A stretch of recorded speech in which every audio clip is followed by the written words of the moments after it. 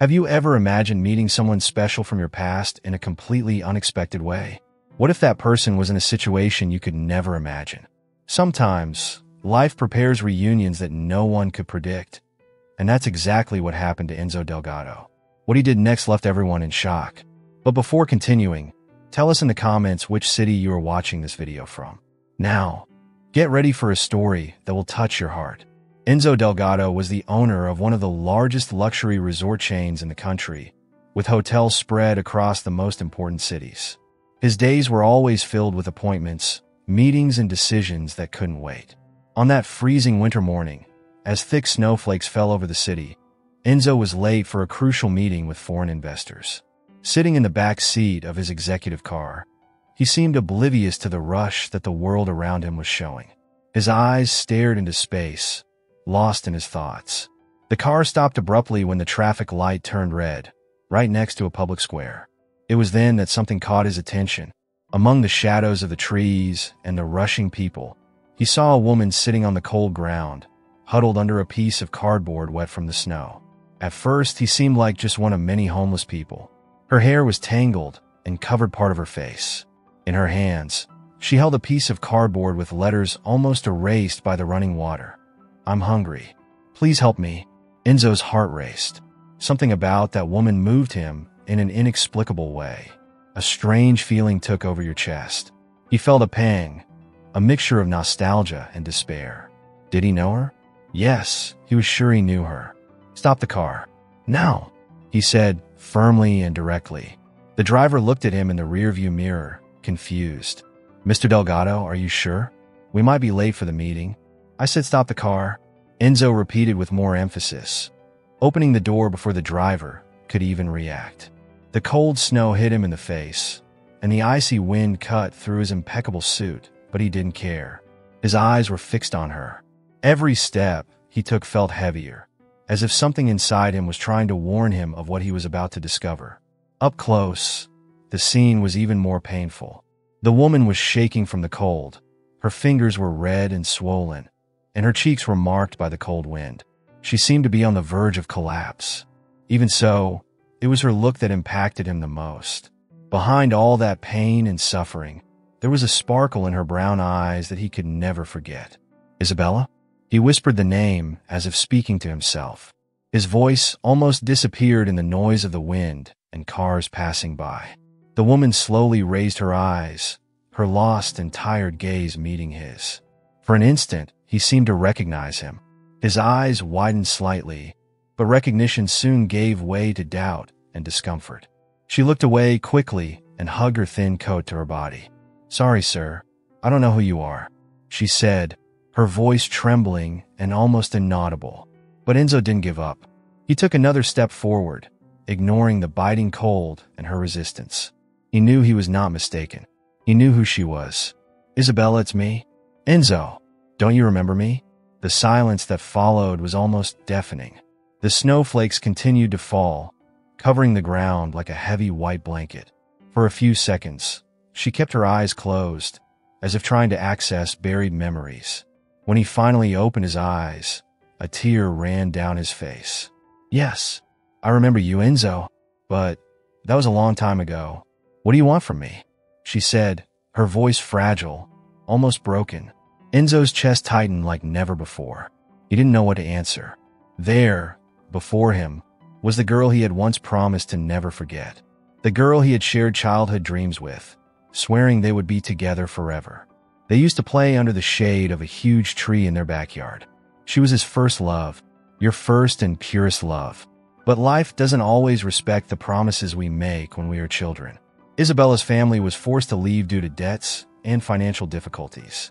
Since then, Enzo has never seen her again. Until that day, until that moment. "I don't want anything from you, Isabella. I just want to understand what happened. How did you get here?" Her face hardened, and for a second, she looked like she wanted to run away.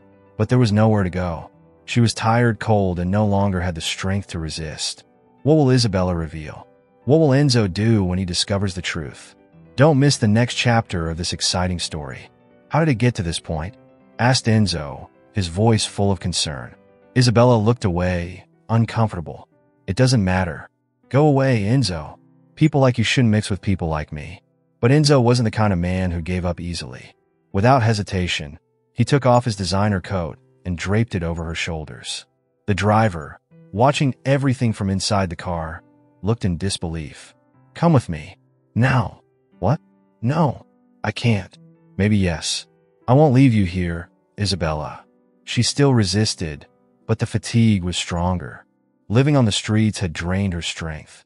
Enzo helped her get into the car, not caring about her wet clothes or the driver's disapproving looks. He gave clear orders. "Take us to the nearest hotel. I want a discreet suite." The silence inside the car was dense. Isabella looked at her hands, as if she didn't want to face the reality around her. Enzo watched her closely, but didn't pressure her. "I never stopped thinking about you, Isabella. For years I wondered what happened to you." Isabella pursed her lips and took a deep breath. The embarrassment on his face was evident. "You don't need to say anything now. Just trust me. I want to help you." Upon arriving at the hotel, Enzo instructed the team to prepare a suite, clothes, and food for Isabella. The employees were used to following orders, but they couldn't hide their surprise at seeing the woman in such precarious conditions being treated like a special guest.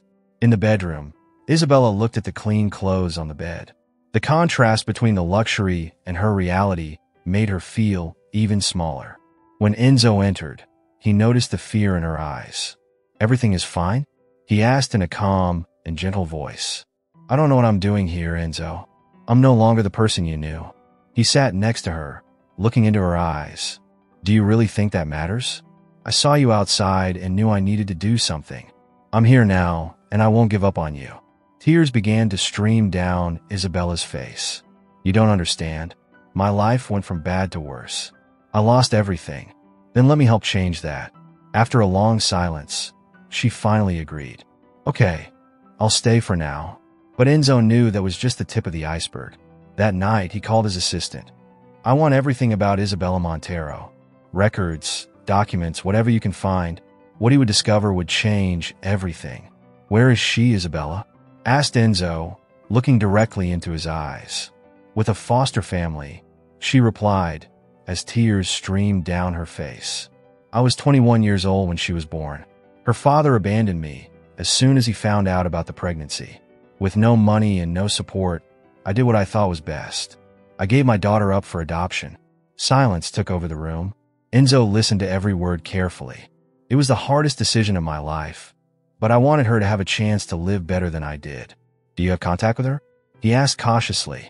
"No, it was a closed adoption. They told me I could never see her. All I know is that she is alive and is 8 years old now." Enzo's heart accelerated. He felt the weight of that decision. "I knew there was more to this story." "And after that, what happened? How did you end up on the street?" Isabella sighed deeply, trying to hold herself together. "I got a simple job and rented a small room. For a while, it worked, but the work ended, and the money went quickly. I started doing odd jobs, but I didn't get anything fixed. Little by little, I lost everything." Enzo held her hand. "I want to help you find your daughter." Isabella's eyes widened. "No, Enzo, I can't do that. She has a life, a family. I don't want to get in the way." "But what about you? Don't you think you deserve a second chance?" After days of reflection, Isabella finally gave in. Enzo hired a lawyer and began the search. Meanwhile, he took her shopping for new clothes and encouraged her to go to therapy. Little by little, Isabella began to regain confidence and the sparkle in her eyes. 2 weeks later, the lawyer brought the news. Sophia had been located. She lived just a few hours away with a stable, loving family. The next day, Enzo and Isabella went to the house. From afar, they saw Sophia playing in the garden. When the girl's eyes met Isabella's, time seemed to stop. "She saw me," said Isabella with a trembling voice. "Maybe it was a coincidence," said Enzo, but even he didn't believe it. Sophia approached the gate and, to everyone's surprise, asked, "Who are you?" Isabella's heart raced. Sophia had noticed them. Isabella's legs shook when she saw the serious expression of the woman in front of her. "You're her biological mother, aren't you?" asked Clara, looking straight into his eyes. Isabella's world stopped. She felt a chill run down her spine. His lips moved without making a sound, but then the truth escaped in a whisper. "Yes, it's me." but I never wanted to interfere in your lives." To his surprise, Clara smiled tenderly. "We know that. We are not here to judge you. In fact, we think Sophia deserves to know her origins." Isabella looked at Enzo, as if seeking support, and he shook her hand firmly. Eduardo, Clara's husband, approached. "We think that over time, this will be best for her. We don't need to tell the whole truth at once, but we can start with small approximations. We can tell her that you are friends of ours." Isabella shook her head, nervous. "What if this doesn't work? What if she rejects me?" Enzo looked her in the eyes. "She won't reject you, Isabella. You saw how she ran to you in the garden.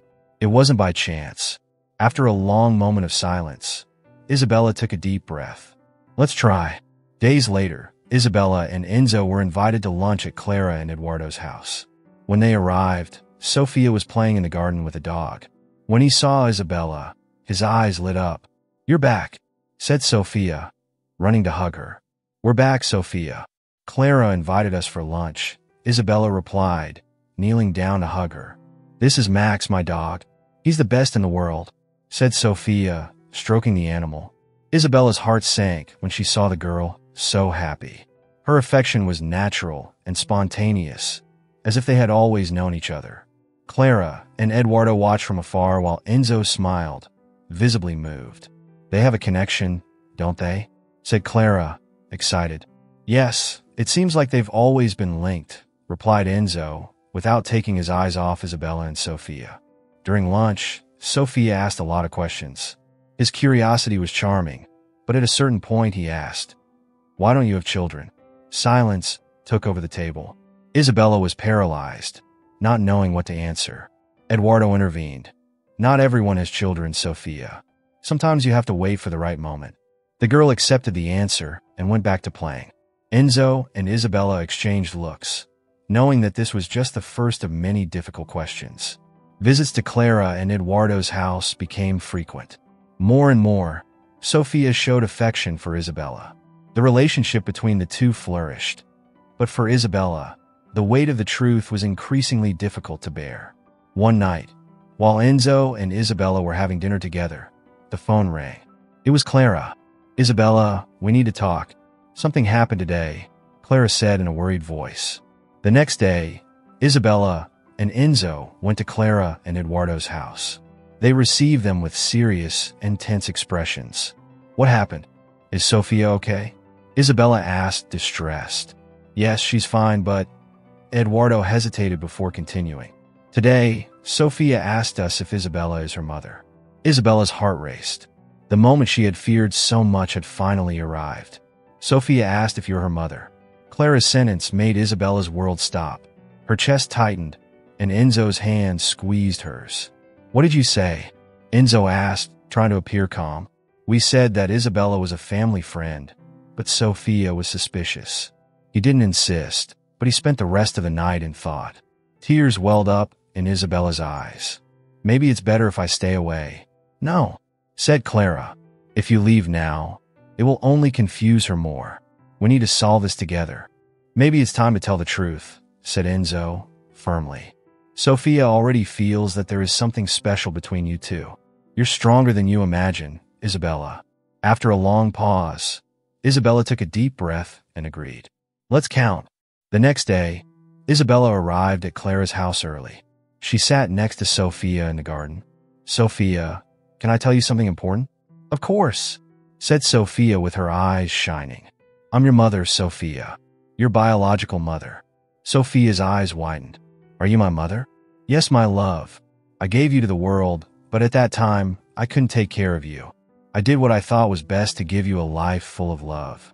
After a moment of silence, Sophia approached and hugged her. "I didn't know I had a mother who loved me so much." Isabella cried with happiness.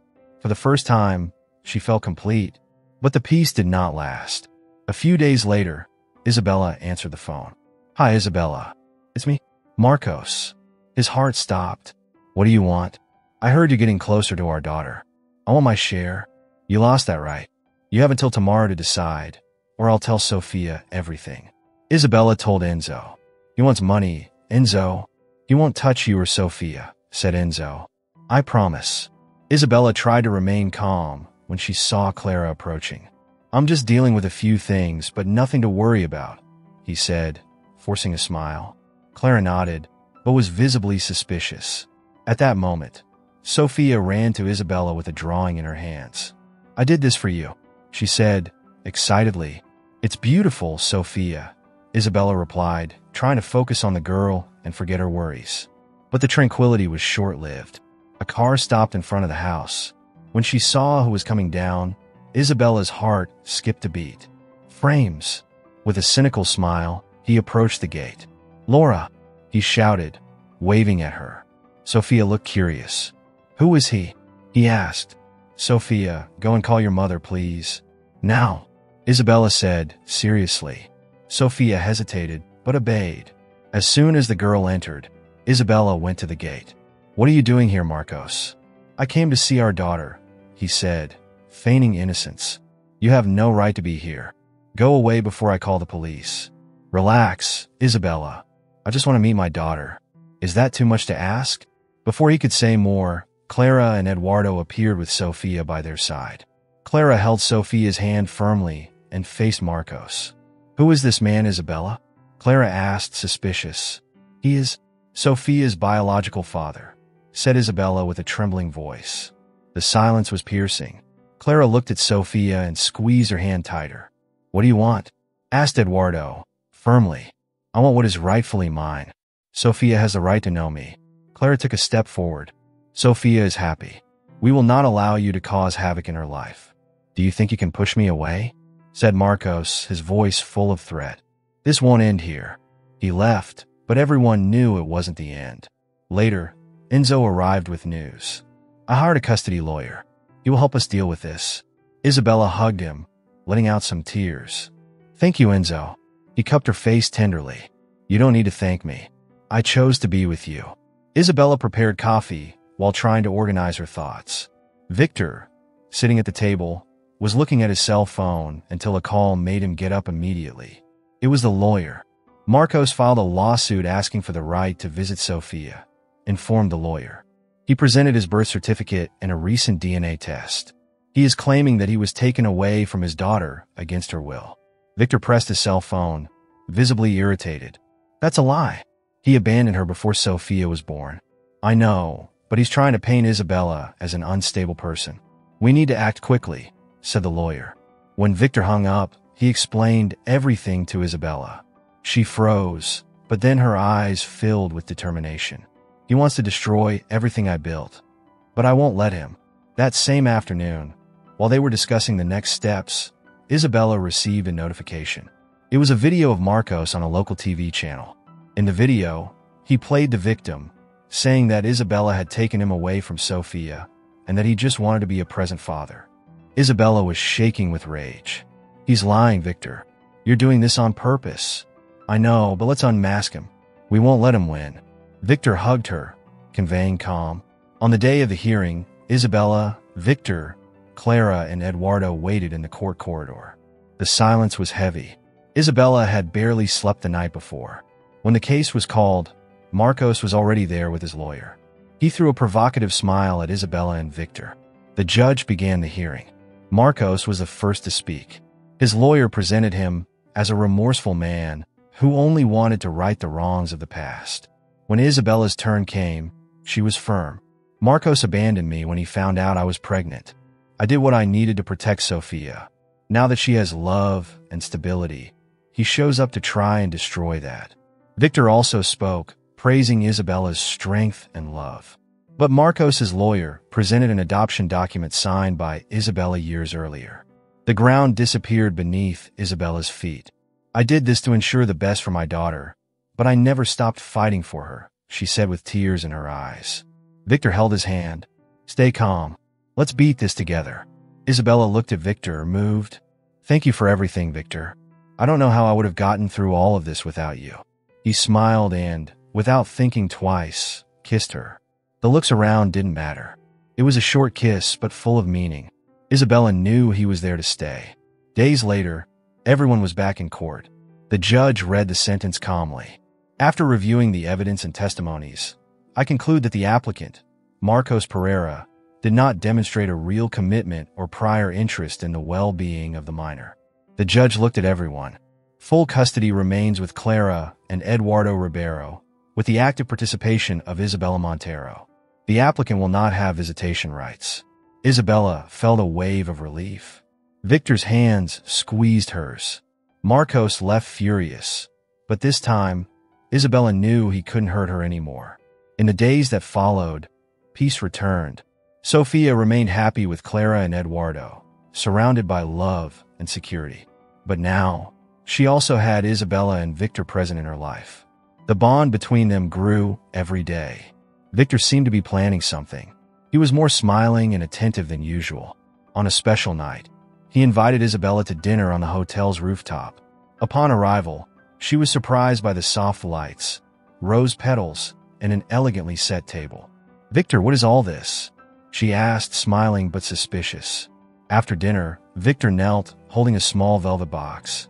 "Isabela Montero, since the day I met you again, my life has completely changed. I want to spend the rest of my life with you. Will you agree to marry me?" Isabela's eyes filled with tears. She smiled and replied with a choked voice, "Yes, Victor. Of course." The wedding took place months later, in a garden surrounded by friends and family. Clara and Eduardo accompanied Isabela to the altar. Sofia, as the bridesmaid, scattered flower petals with a charming smile. In the following years, Sofia grew up surrounded by love. Laura and Victor were present at every important moment in his life. Together, they formed a strong family, united by love and the promise of a bright future. This may have been the conclusion of this part of the story, but there is still much more to come. Leave your like and tell us in the comments what moved you most today. And, of course, subscribe to the channel so you don't miss the next chapter of this incredible journey of love, overcoming, and family. Let's go together until the end of this exciting story.